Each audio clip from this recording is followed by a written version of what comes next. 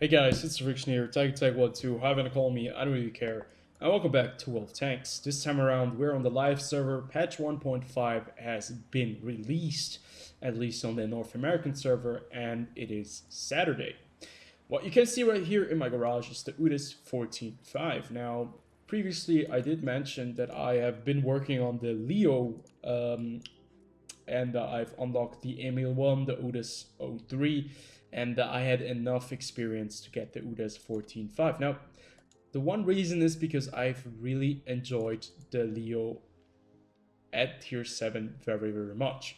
You can see I have 2 marks of excellence, and maybe I will get the 3rd mark of excellence if I do get my crew back on this vehicle. But for the time being, I have decided to continue with the Udes Alt 14.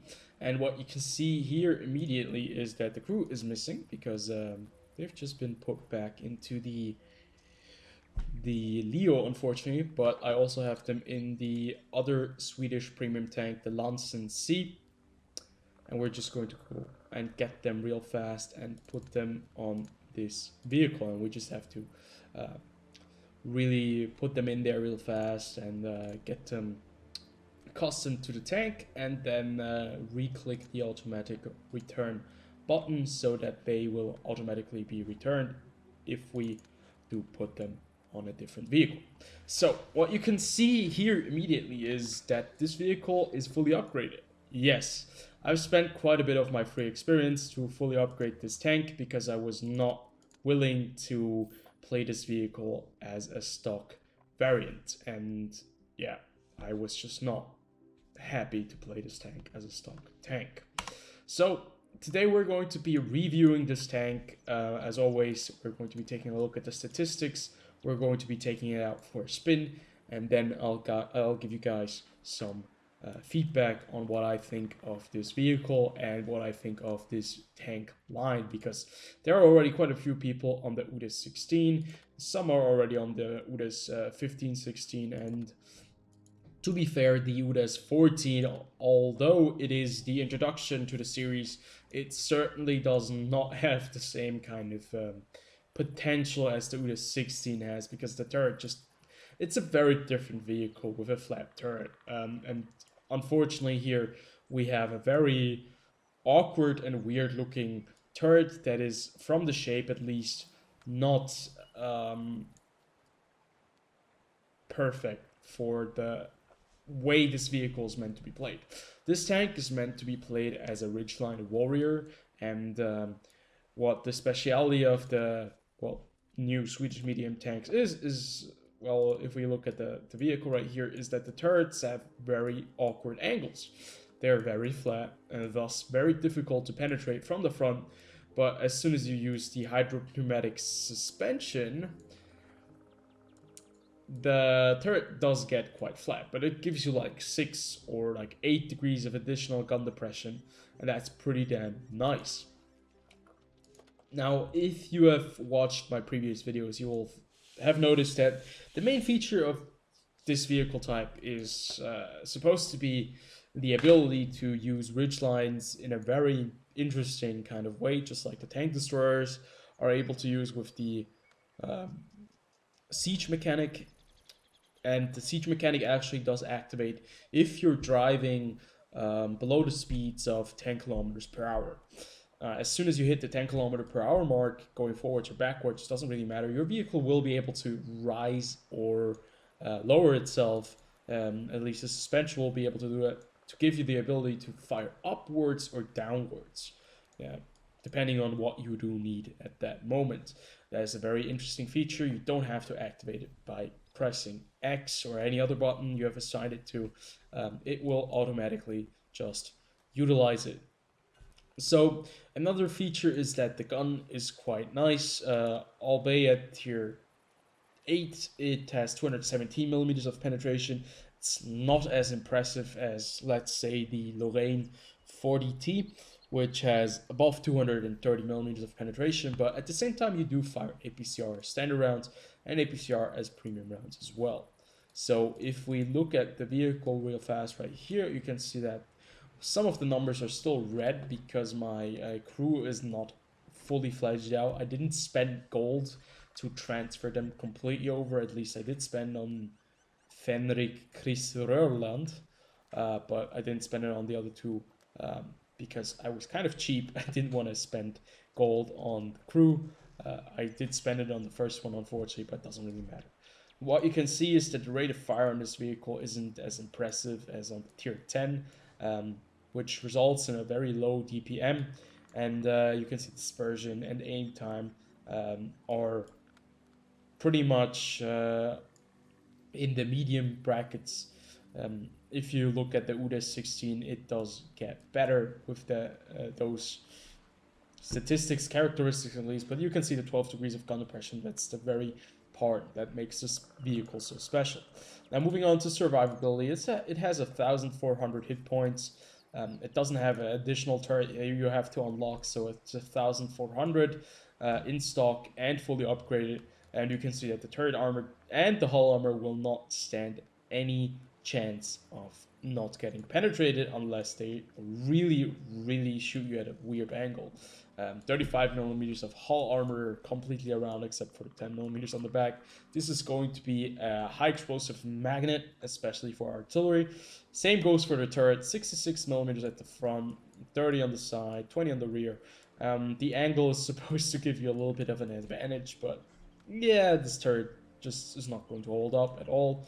Thus, it's kind of going to be a little bit difficult to really play this vehicle as the ridgeline fighter in close quarter combat.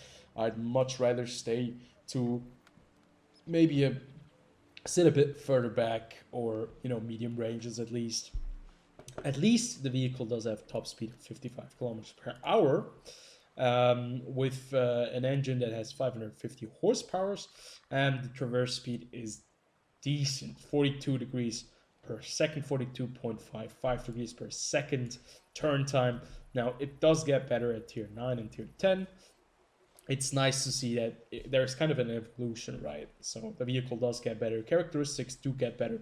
That's how it should be, and that's how it is with the Swedish tech tree at the moment. Concealment and spotting right now, we do have binoculars and camouflage net mounted, but we'll probably, at least, I mean, if we do take away binoculars, you can see that the view range, I think it's somewhere around 390 base view range. 390 at tier 8, not too bad, but tier 10 only has, I think, something along the lines of 400 meters base view range. Not that spectacular either, but we're gonna use the binoculars real fast because I am too cheap to buy any equipment right now. Although I do have the money, but I'm still saving for a couple of vehicles I still have to buy. So that was quite a bit of characterization, quite a bit of statistical talk. Let's jump right into battle. What you can see right here is actually a skin or a style, the Swedish assault style, which is like nation style, but no, just for the Swedes, and it actually looks pretty neat. I did use 700 gold to get it, but it looks really cool. So without further ado, let's jump right into a battle and see where the nice sweet spot is on this tank.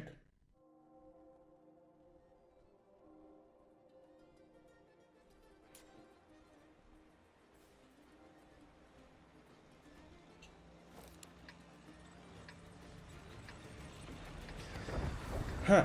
Okay, we're top tier, which is favorable. We're playing on the map Abbey, and there's actually just one artillery piece in this game. Now, on Abbey, there is not really a lot of space for this vehicle to use its siege mode correctly. There is the middle part with the Abbey where we could do some damage. We might, or we actually are fast enough to take the middle part. But to be fair, it doesn't seem to be the map where we can use or utilize this very interesting gun mechanic. So we're going to go down the middle, and we're going to hope that we get into the Abbey without taking too much damage. But it looks like as if no one really is interested in going to the Abbey with us. So there is already our first opponent, Cromwell B. Now, going up the Abbey, at least going up down the middle, is always a bit tricky. They usually have people sitting in the pack, which do tend to do quite a lot of damage. There is a T-71 over here, and I think, I don't even know what this T-71 is doing right now. But we're giving him a 105mm shell as a present. Maybe we can get another hit off. Nope. You can see the rate of fire on this vehicle is not spectacular at all. And he's going down the dip, so... But you do have APCR shells with at least decent amounts of velocity, but not enough to, you know, satisfy the very low DPM that you have in this vehicle. But right now you can see there's quite a bit of chaos going on. There's a wheeled vehicle right here, and he just ran straight into the wall. But at the moment it doesn't look too bad for us. We do have strong flanks. The middle part isn't as secured as I would have liked it, or as I would have liked to have it. But we're going to sit right here, wait for the Cromwell B to go out of his little hole, and maybe get some hits on the guys that are over at the 1-2 line.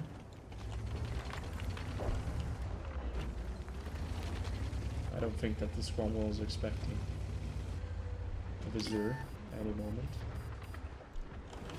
Did he just drop? He just dropped. Maybe he did expect a visitor. There is the T-69. 217mm of penetration is enough to deal a bit of damage against that T-69, but it does look like we're losing the 1-2 line, and the middle right now is actually, it still is very, very relevant. I should have went up the Abbey,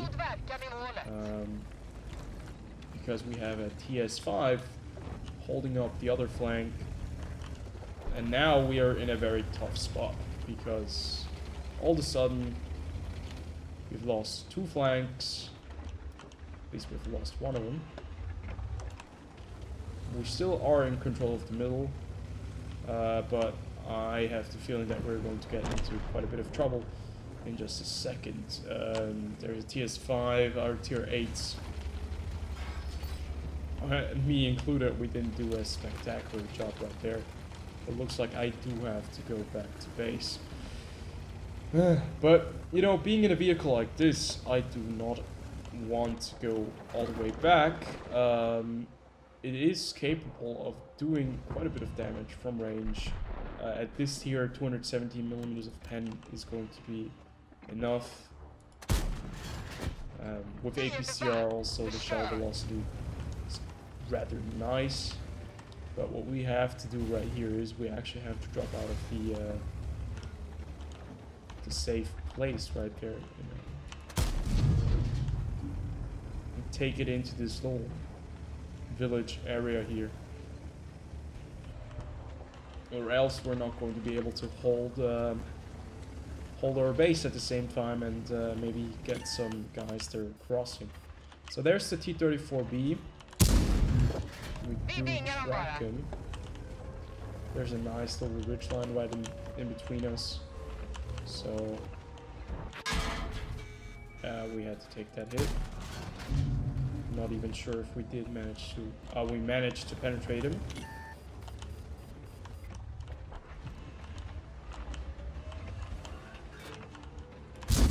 Oh god. This is really awkward right now.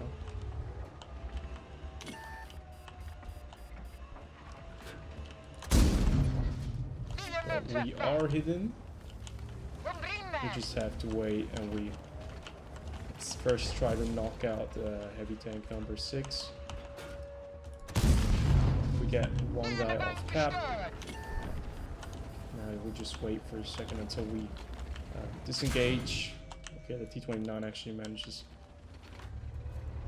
to give us a parting gift.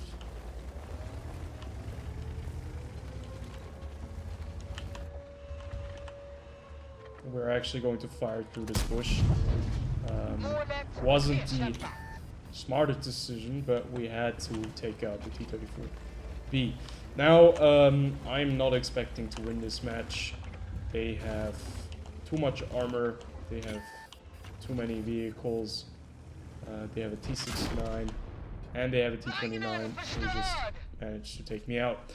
But you get the gist of this vehicle. The gun at the same tier does feel very rewarding, and I do like playing this tank for its gun specifically. It has very, very good gun handling, and we were just able to see that we managed to deal quite a bit of damage. Unfortunately, our team wasn't that up to par, but I think it wasn't a bad match either. If we would have won that, obviously it would have been a little bit nicer, but yeah, maybe next game I'm just going to research the radio, although the radio isn't that important. If you just want to, you know, rush through a vehicle, the radio is usually that part which you can skip on most of the time. If you get like the second best radio, it does cover more than enough of the space that you need to cover. But I'd say without further ado, let's jump into another match and see if we can actually get into a position where this vehicle can utilize its very nice gun depression and elevation angles. So what you can see right here is we're playing on the map Fjords, and what you can do on this map, what you can do very nicely on this map is actually control the middle from this side. Now, controlling the middle is going to be quite difficult because I'm expecting quite a bit of resistance. The 55 kilometers per hour on this vehicle will allow us, though, to get into position fast enough, at least, in my opinion. But we'll probably catch at least one shell. That's my bet. So what we're going to try to do is we're going to try to take the control of the middle on the map right there. Maybe we're going to get any assistance from light tanks or something like that. It would be great. They have one artillery. Now, artillery does have a very hard time knocking this position down, so artillery shouldn't be that much of a problem unless we have to like stay at this rock down here. You can see the 55 kilometers per hour right here allow us to get into position quite comfortably. The heavy tanks haven't rolled around yet. We're up here already, and now with the added gun depression that we have on this vehicle, we're going to be able to do quite a bit of damage if we are, you know, careful enough of not getting shot by by some vehicles that are sitting right down here. Oh, there's actually a Udes that is actually flipped. That's very interesting. But what you can also see is the 12 degrees of gun depression.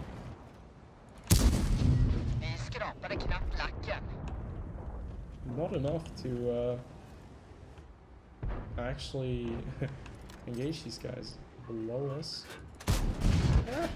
Just enough. And I really dislike it when someone just comes up here and decides to sit right at the position where I am and then kind of get spotted. Okay, I've pretty much been spotted this entire time right here, but it still sucks. It's one of the worst things of this game. So right there, we don't penetrate the T-28, but we don't have to. Our team takes care of him. The Udes is actually running, and once again we've caught around because we just sat way too close to our teammate. That's always kind of a disadvantage if a lot of people play on very small spaces. usually doesn't end up very well. Okay, right there, we've been spotted this time around, probably by the links. There's a T-44-100, which I wanted to farm upon, but getting spotted right here is quite dangerous. You are an open target for anyone who's sitting at A6, but right there, we're able to do some damage against the T-44-100. We don't get hit, we don't get spotted again. We're in a good spot right now. We have very, very good chances of winning this match. And we've already dealt, but we've dealt at least 1,500 damage. No, unfortunately, I'm not going to be able to. Oh, actually, I am. I thought he was going to run past him. I was going to be able to shoot him. But he actually decided to just drive straight towards them. And he actually get a kill. There's the EBR, FL10 using high explosives, trying to get through me. He does have enough penetration to do that actually, and his wheels are completely fucked. We get the kill, and now it's basically just cleanup time.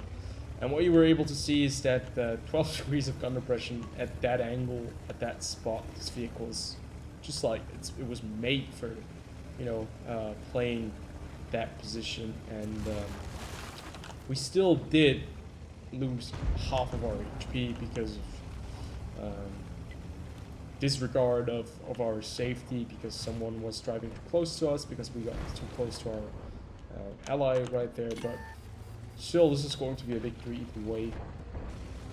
Let's get most damage out of this. There's a WZ-132 Tier 8 Chinese light tank that I have my eyes set upon as well. Oh yeah, he's actually still alive. I thought he just died. Turns out he actually survived it. And those heavy tanks right here, they're still ready to fight. They're still ready to go. We do get the damage, but we're probably going to die to the ISB or the Löwe, who's coming around any second now. We're like 100 HP. But that is a GG. We're a bit too aggressive at the end, but still we managed to get over 2,000 damage, an additional 1,137 assisted damage, and I'd say without missing a beat.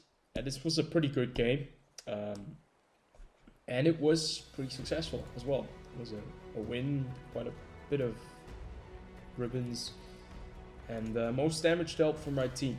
So yeah, what can I say about the Swedish medium tanks? I really like their playstyle. I'm massively looking forward to the Udes 16 and the Udes 15-16, because basically this vehicle has just completely overrun the Chinese 1-2-1. Doesn't exist anymore. No one needs the 1-2-1 if you have a Udes 15-16. It has great gun depression. It has a great gun. Basically, it's just a superior tank over the Udes, the 1-2-1. And I'm really looking forward to them. I'm looking forward to having more turret armor, better turret angle, or better angled turrets, and but I still think this is already a pretty nice taste of what the Swedish medium tanks will be. Vehicles with very large caliber guns and lower tiers already. Tier 8 with a 105mm gun.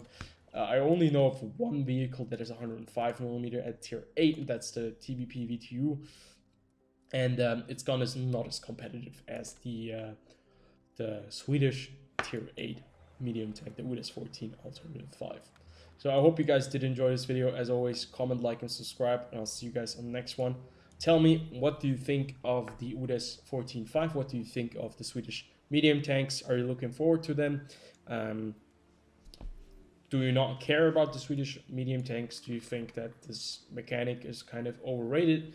Are you even still playing the game? Who knows? Write down in the comment section below, and I'll see you guys on the next one.